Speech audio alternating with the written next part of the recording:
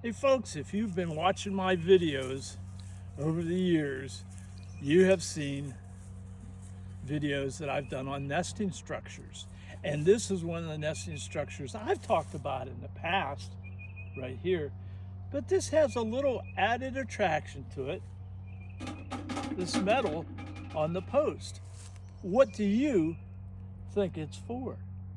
Well, I'll tell you, it's to protect the fragile nestings, the eggs, and also the young birds that hatch in this from predators. And predators such as raccoons, which would climb up the pole and they hit this and they have a hard time getting up here, but mostly snakes. Snakes will weave their way up there, and they know in here at a certain time of the season that there are eggs in there, and the snakes just love to eat the eggs of the birds that are in here.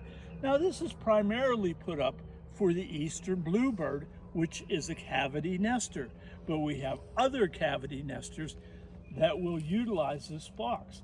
Right now, I looked inside and I saw that there were fine little twigs inside the box.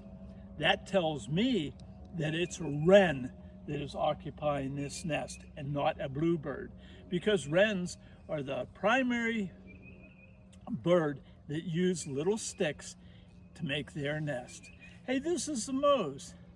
If you put up nesting boxes, consider putting up predator guards to keep the coons and especially those rascally snakes away from the young, and you'll have more of the birds that you love. Hey, may God bless you and God bless your family.